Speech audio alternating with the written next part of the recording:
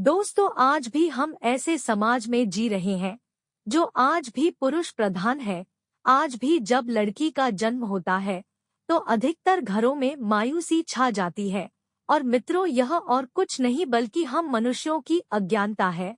लड़की को पूछ समझते हैं, परंतु आपको जानकर हैरानी होगी, लड़की का जन्म हर किसी के घर में नहीं होता, बल्कि उसी के घर होता है जो भाग्यशाली होते हैं और अपने अपने पुण्य कर्म अर्जित किए होते हैं। और आज हम आपको यही बताने जा रहे हैं कि भगवान कैसे घरों को लड़की का जन्म देने के लिए चुनते हैं और वह कौन से पुण्य कर्म है जिसकी वजह से कोई भी इंसान बेटी का माँ बाप बनता है। दोस्तों, एक भगवान श्री कृष्ण से अर्जुन पूछते हैं कि माधव किन कर्मों के कारण किसी के घर पुत्री धन की प्राप्ति होती है, अर्थात कैसे घरों में बेटियों का जन्म होता है।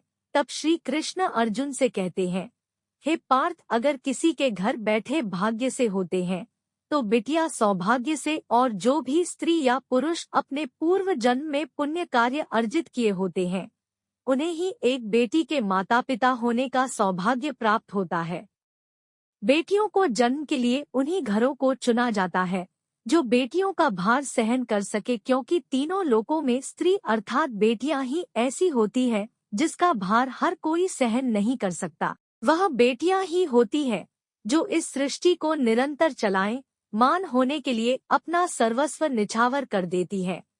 हे अर्जुन, पर जिस दिन इस सृष्टि में बेटियों का जन्म लेना रुक जाएगा उस दिन सृष्टि भी है और धीरे धीरे इस सृष्टि का अंत हो जाएगा।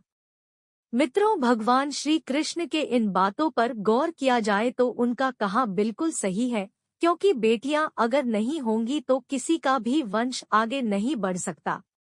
दोस्तों, आपने भी कई लोगों को कहते सुना होगा कि जिस घर में बेटी का जन्म होता है वह घर स्वर्ग के समान होता है, क्योंकि बेटा तो केवल एक कुल को रोशन करता है, बेटियां तो दो कुलों को रोशन करती है। माता पिता के घर वो बेटी के रूप में अपने उत्तरदायित्व का निर्वहन करती है, तो ससुराल आकर एक बहू के रूप में सारे कर्तव्यों का पालन करती है।